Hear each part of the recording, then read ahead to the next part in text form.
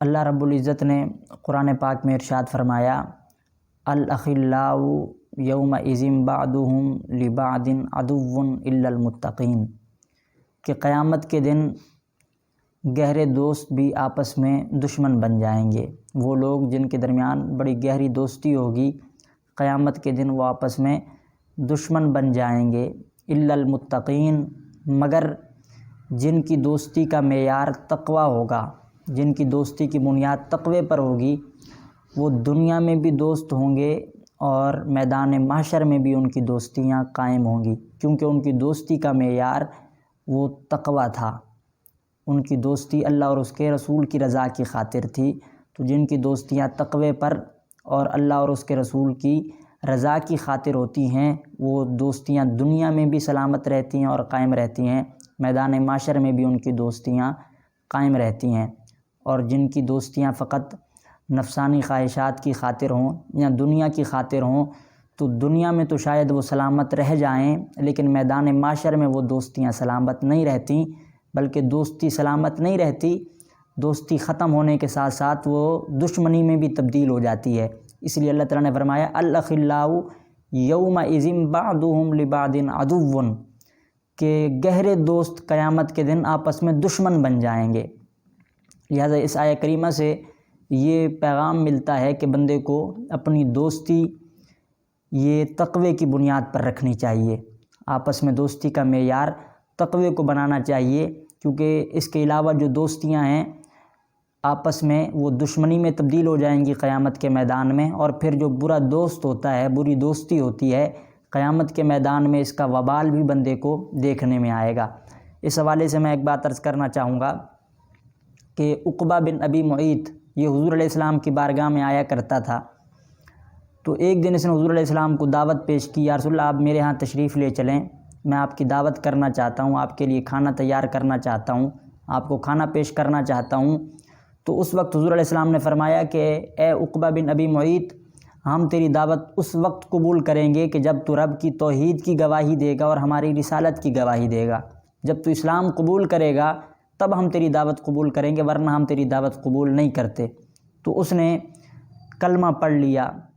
حضور علیہ السلام کو راضی کرنے کی خاطر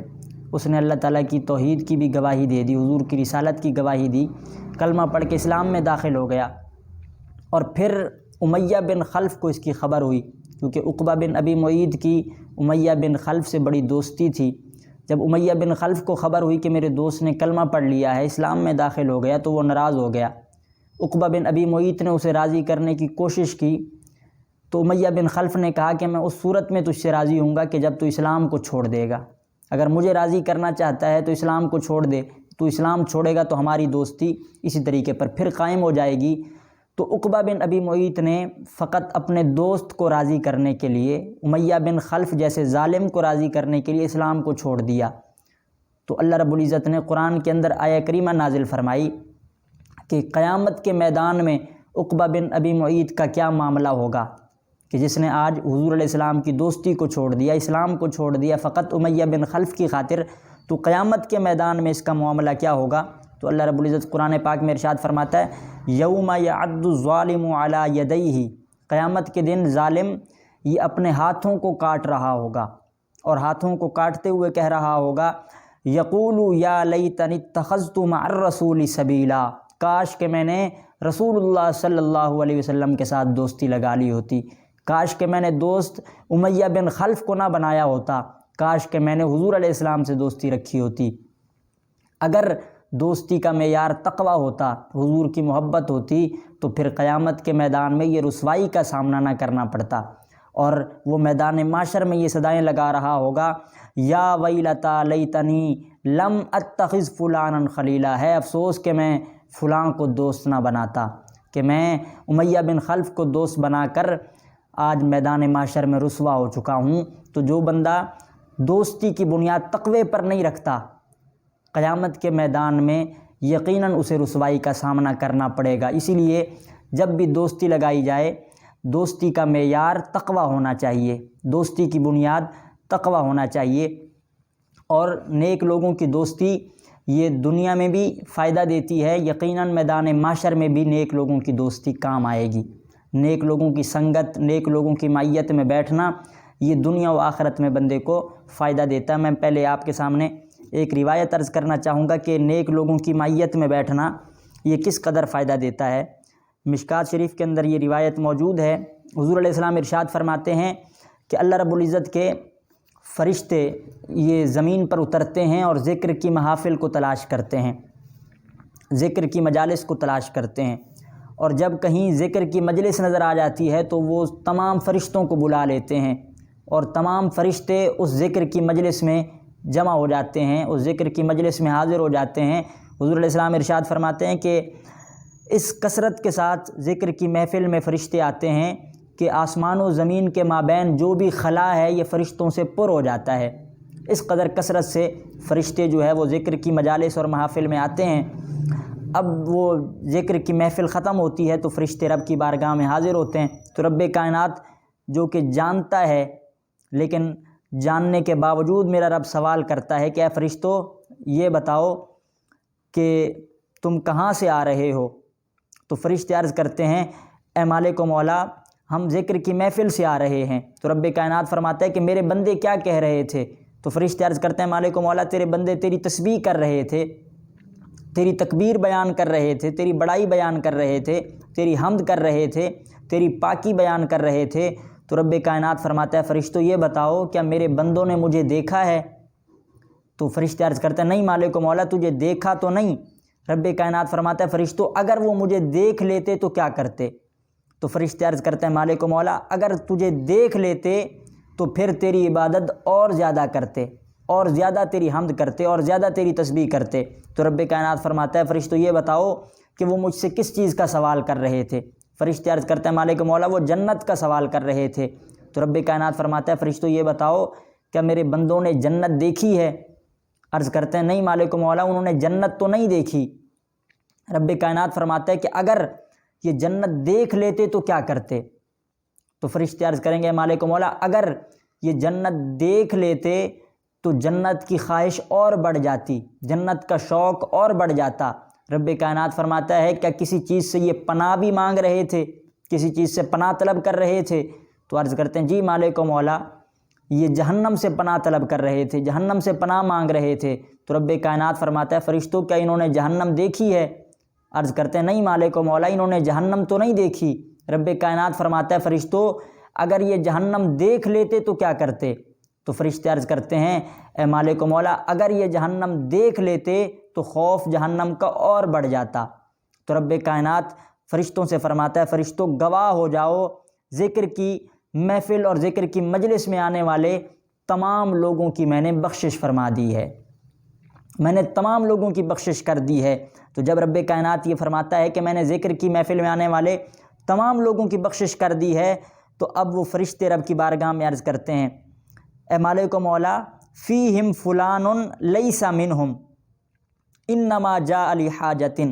اے مالک و مولا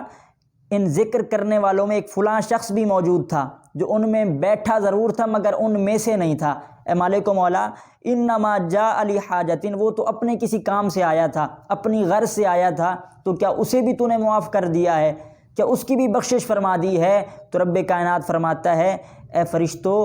یہ ذکر کرنے والے ایسے خوش نصیب ہیں کہ جو ان کے ساتھ بیٹھ جاتا ہے، ان کی سنگت میں، ان کی معیت میں بیٹھ جاتا ہے، یہ ایسے نیک لوگ ہیں کہ ان کی معیت میں بیٹھنے والا بھی محروم نہیں رہتا۔ ہم نے ذکر کرنے والوں کی برکت سے ان کے ساتھ بیٹھنے والے شخص کی بھی بخشش فرما دی ہے۔ تو آپ غور فرمائیں کہ نیک لوگوں کی سنگت اور نیک لوگوں کی معیت کتنا فائدہ دیتی ہے کہ بندہ نیک لوگوں کی فقط سنگت میں آ کر بیٹھا، ذکر کرنے والوں کی صحبت میں آ کر بیٹھا، اللہ نے ذکر کرنے والوں کا صدقہ اس ساتھ بیٹھنے والے شخص کی بھی بخشش فرما دی۔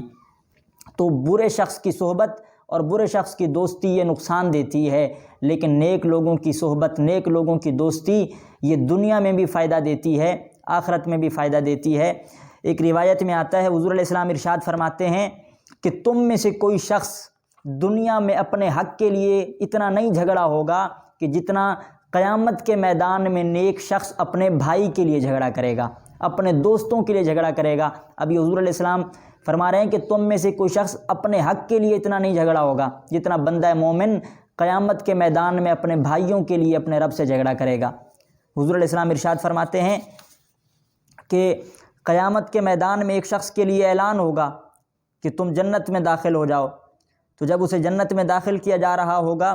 تو حضور علیہ السلام فرماتے ہیں کہ وہ عرض کرے گا، اے مالک و مولا، کہ ہمارے کچھ بھائی جو ہمارے ساتھ نماز پڑھا کرتے تھے، ہمارے کچھ ایسے دوست جو ہمارے ساتھ نمازیں پڑھا کرتے تھے، روزے رکھا کرتے تھے، مالک و مولا ہمارے ساتھ انہوں نے حج کیا، ہم نے ساتھ مل کر نیکیاں کی، مسجد میں آتے تھے تو ساتھ آیا کرتے تھے، اگر روزہ رکھا کرتے تو روزہ ساتھ رکھا کرتے، سحری اور افطاری کے معاملات یہ ہم ساتھ انجام دیا کرتے تھے۔ مالک و مولا تو نے ہماری بخشش کر دی ہے، ہمیں جنت میں بھیج رہا ہے، ہمارے دوستوں کو، ہمارے بھائیوں کو تو جہنم میں بھیج رہا ہے۔ اے مالک و مولا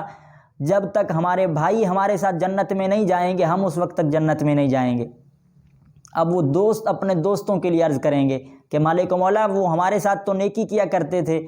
ہمارا تو دوستی کا معیار ہی تقویٰ تھا کہ ہم دوست آپس میں تھے، اور جب نماز کا وقت ہوتا ہم مسجد میں حاضر ہو جاتے، رمضان کے مہینے میں ہم کثرت سے روزے رکھا کرتے، مالک و مولا رمضان میں ہم تراویحیں ساتھ پڑھا کرتے تھے، عبادات ہماری ساتھ تھی، آج ہمیں جنت میں بھیجا جا رہا ہے، دوستوں کو جہنم میں بھیجا جا رہا ہے، تو ہم اپنے دوستوں کو لیے بغیر جنت میں نہیں جائیں گے۔ تو اب رب کائنات دوستوں کی اس آرزو پر فرمائے گا کہ فَأَخْرِجُوا مَنْ عَرَفْتَهُمْ مِنْهُمْ، رب کائنات فرمائے گا جاؤ اور تم اپنے دوستوں میں سے جسے پہچان لو اسے اپنے ساتھ جنت میں لے جاؤ۔ تو دیکھیں کہ نیک لوگوں کی دوستی کس قدر جو ہے یہ کام آتی ہے، کہ نیک شخص کی دوستی قیامت کے میدان میں بندے کو جہنم سے نکال کر جنت کی طرف لے جاتی ہے۔ تو یہ سارے معاملات کب ہوں گے؟ کہ جب دوستی کا معیار تقوی پر ہوگا، تقوی کی بنیاد پہ دوستی رکھی جائے۔ کسی سے دوستی رکھی جائے تو اس لیے کہ یار یہ نمازیں زیادہ پڑھتا ہے میں اس لیے اس سے دوستی رکھ رہا ہوں، یہ روزے رکھتا ہے، یہ دیگر نیک معاملات میں آگے رہتا ہے، اس سے دوستی رکھی جائے، اور مقصد یہ ہو کہ اس کی صحبت میں ہم بھی نیک بن جائیں گے۔ تو دوستی کا معیار تقوی کی بنیاد پر ہوگا تو یقیناً دنیا و آخرت میں دوستی فائدہ دے گی، ورنہ اللہ رب العزت نے قرآن میں فرما دیا ہے کہ گہرے دوست بھی قیامت کے دن ایک دوسرے کے دشمن ہوں گے۔ ہاں، جن کی دوستی تقوی پر ہے وہ دنیا میں بھی دوست رہیں گے اور قیامت کے دن بھی دوست رہیں گے۔